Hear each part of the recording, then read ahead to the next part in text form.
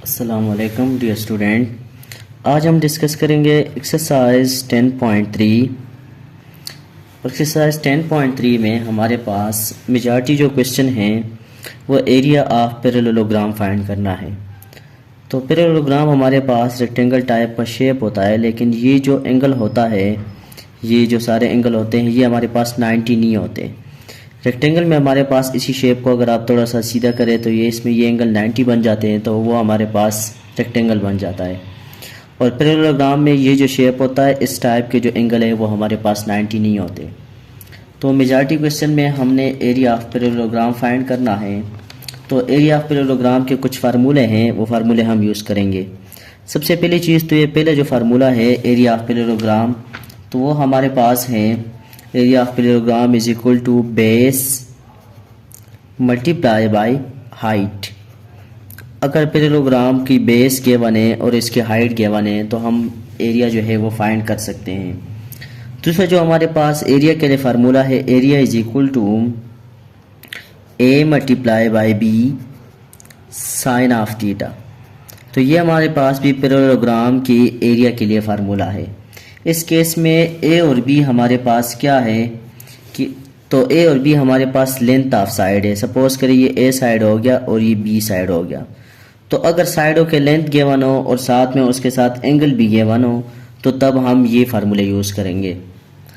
और थर्ड जो हमारे पास एरिया का फार्मूला है वो है area is equal to 1/2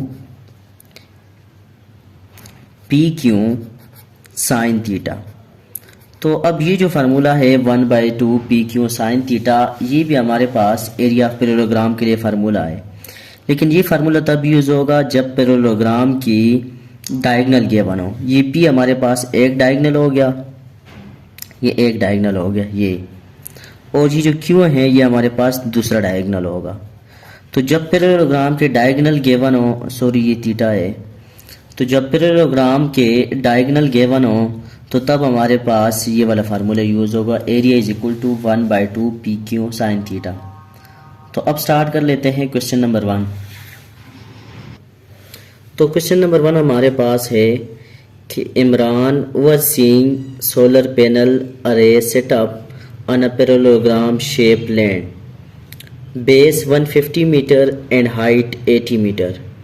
need the land area, मतलब एक पैरेललोग्राम के सेटअप की है और उस पैरेललोग्राम की बेस 150 है और उस पैरेललोग्राम की हाइट 80 मीटर है, और कहते हैं नीड द लैंड एरिया, उस पैरेललोग्राम की एरिया चाहिए। What is the land area, आखिर में भी पूछा हुआ है कि लैंड एरिया जो है वो क्या है। तो आइए इसके सॉल्यूशन की तरफ चलते हैं। इन्फॉर्मेशन जो हमारे पास गिवन है, तो बेस भी गिवन है और हाइट भी गिवन है और पैरेललोग्राम टाइप की वो सेटअप कर रहे हैं, तो इसके एरिया फाइंड कैसे करते हैं। तो अगर देखा जाए तो हमें जो इन्फॉर्मेशन गिवन है, गिवन इन्फॉर्मेशन या जो गिवन डेटा है, उसमें हमारे पास गिवन है बेस। तो बेस जो पैरेललोग्राम का गिवन है वो है 150 मीटर। इसी तरह पैरेललोग्राम जो है उसका हाइट भी गिवन है, height is equal to 80 metre. ये तो क्वेश्चन में ही गिवन है और इससे पहले मैं डिस्कस कर चुका हूँ कि जब भी पैरेललोग्राम के बेस और हाइट दिया जाता है और पूछा किस चीज़ का है, कहते हैं एरिया जो है वो फाइंड आउट करें, और हमने एरिया फाइंड करना हो तो इसके लिए हमारे पास ये वाला फार्मूला होता है, area is equal to area of parallelogram is equal to base multiply by height. ये सिंपल सा फार्मूला है, तो इसमें हम वैल्यू पुट कर लेंगे। Area is equal to base की जो वैल्यू है वो हमारे पास है 150 मीटर, हाइट की जो है वो हमारे पास है 80 मीटर। तो अब हमें जस्ट बाय यूजिंग कैलकुलेटर इन दो वैल्यू को 150 मल्टीप्लाई बाय 80 को जस्ट हमने मल्टीप्लाई करना है, और जब हम इसको मल्टीप्लाई करेंगे तो हमारे पास आंसर आ जाएगा।